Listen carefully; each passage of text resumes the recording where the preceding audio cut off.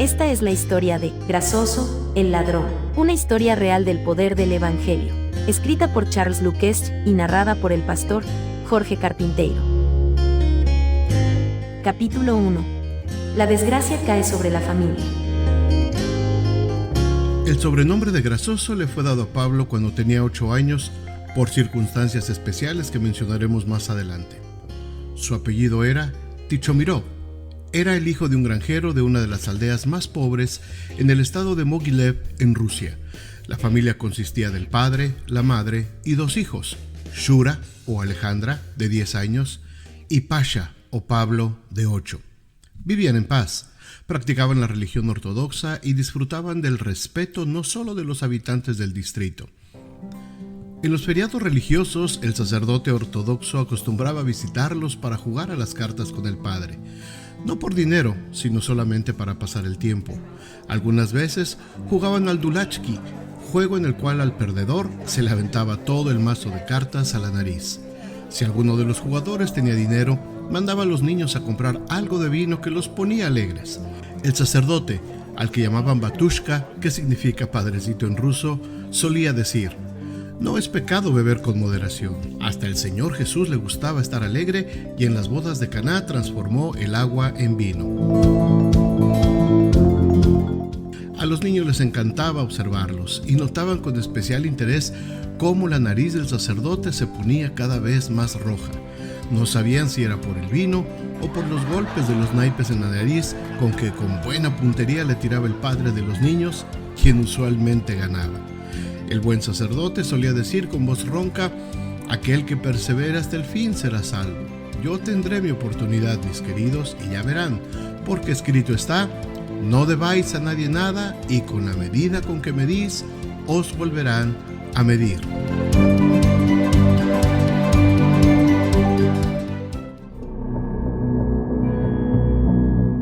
Esta vida divertida llegó a un final abrupto. Varias temporadas de malas cosechas se sucedieron unas a otras, por lo cual los granjeros decidieron emigrar a Siberia.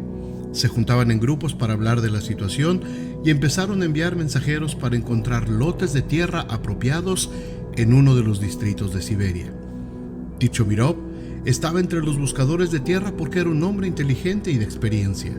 Después de 3 meses, regresaron los mensajeros. Habían encontrado tierras en el estado de Tomsk. Tan pronto como vendieron sus propiedades, los granjeros emprendieron camino rumbo a Tomsk. Era el año 1897. Durante el viaje, los trenes iban despacio y tenían que hacer escala en los cruces de Samara, Chelyabinsk y Omsk. Los granjeros tenían que esperar semanas para cambiar trenes y seguir su viaje, y tenían que esperar días y noches en las pequeñas estaciones de ferrocarril tendidos en el suelo. El agua hervida no alcanzaba para todos, y la gente no tenía suficiente dinero para pagar la comida caliente de los restaurantes. Por lo tanto, esta gente pobre y humilde se tenía que conformar con pescado seco y agua sin hervir. Como resultado, muchos se enfermaron del estómago y sufrieron un brote de cólera.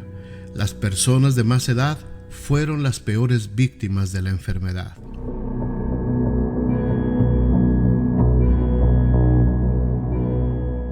En el último tramo del viaje, antes de llegar a Tomsk, el señor Tichomirov cayó enfermo. Todo indicaba que tenía cólera. Ante el horror de su esposa y sus hijos, fue bajado del tren y puesto en una de las barracas para los afectados por enfermedades infecciosas. Por supuesto, su esposa e hijos también se bajaron del tren. Encontraron refugio no lejos de las barracas, detrás de las paredes formadas por la nieve a lo largo de las vías del ferrocarril. Todos los días preguntaban por la condición de su padre, pero la información que recibían era cada vez más triste. Después de 3 días, llena de tristeza, la madre les dijo a sus hijos que ella también estaba enferma.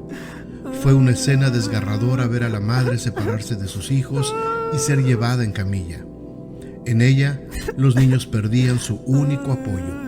Con el corazón triste, la madre se alejó de sus hijos, presintiendo que nunca más los volvería a ver. Lo más triste para ella era que sus hijos quedarían huérfanos en una tierra extraña. Mientras la madre era llevada en camilla hacia las barracas, los niños iban llorando detrás de los camilleros hasta que la pesada puerta de las barracas se cerró, dejándolos afuera.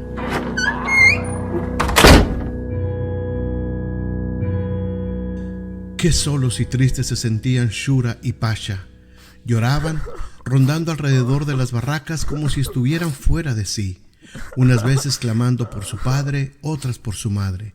La única respuesta que recibían era la del guardia, quien los amenazaba a gritos con darles una paliza si no dejaban de llorar y de pedir que los dejara entrar. Ellos querían morir con sus padres porque sabían que no podían sobrevivir sin ellos. Así que solo dejaron de correr alrededor de las barracas ya muy entrada la noche, cuando el frío les hizo recordar sus ropas abrigadas que habían dejado detrás de las paredes de nieve. Sin embargo, cuando llegaron al lugar donde habían estado con su madre, ya no encontraron ninguna de sus pertenencias. Aparentemente, alguien se había llevado las poquitas cosas que les quedaban. Arrastrándose detrás de las paredes de nieve, los niños se acurrucaron juntos para mantenerse calientitos. Shura, siendo la mayor, estaba muy preocupada por su hermanito. Durante la noche, que le pareció una eternidad, no cerró los ojos. Tan pronto como Pasha despertó, volvieron a las barracas. El primer guardia que se encontraron les dijo: «No vengan más. Esta mañana nos llevamos el cuerpo de su padre y lo más probable es que su madre muera hoy». Fue imposible convencer a los niños de que se alejaran de las barracas. Una y otra vez se acercaban a las ventanas y llamaban a su madre. ¿Sería la cariñosa voz de su madre silenciada para siempre? ¿Y sería solo un cuerpo frío antes de mañana? Así fue. Al anochecer les dijeron que su madre había muerto hacía una hora. Abrazándose, los niños se sentaron detrás de las paredes de nieve y lloraron amargamente.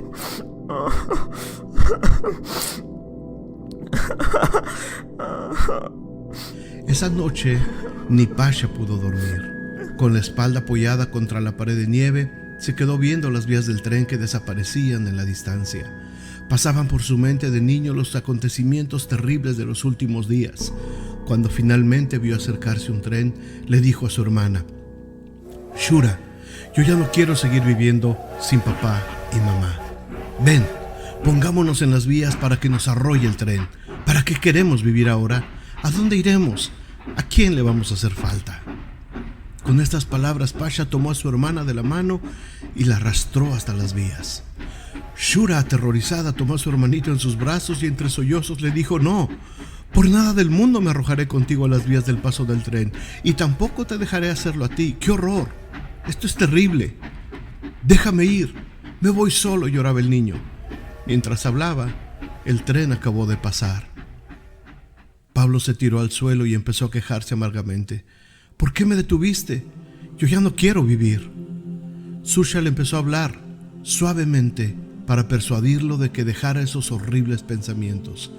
Y después de un largo rato, una vez que Pasha se había calmado, este prometió no volver a hablar de la muerte y a no dejarla jamás sola. Después, los niños se acurrucaron en su refugio esperando el amanecer, decididos a ver la tumba de sus padres por la mañana. Hambrientos y ateridos de frío, la noche les pareció interminable. Finalmente, al amanecer, se apresuraron al cementerio, al sector cerrado donde enterraban a los que morían de enfermedades infecciosas. En la entrada le pidieron al sepulturero que los dejara entrar y que les enseñara por favor la tumba de sus padres. Pero el hombre les contestó con aspereza: «¿Cuántos muertos creen que se enterraron anoche? ¿Ustedes creen que yo puedo saber quién está enterrado aquí? Además, usualmente se echan 10 cuerpos en una sola fosa y algunas veces hasta 20. Con sus ojitos rojos de tanto llorar y sin poder lograr nada, los niños miraban a través de la cerca los montículos de arcilla húmeda que marcaban las tumbas. Por un largo rato se quedaron ahí, llorando y mirando las tumbas hasta que los corrió el sepulturero. Tomados de la mano y oprimidos por la tristeza, regresaron a la pared de nieve, testigos de sus experiencias crueles de los últimos 5 días, incluyendo la partida de su querida madre. Este lugar se convirtió en el segundo hogar de los huerfanitos. bajo la protección de esta pared, empezaron a pensar qué harían ahora.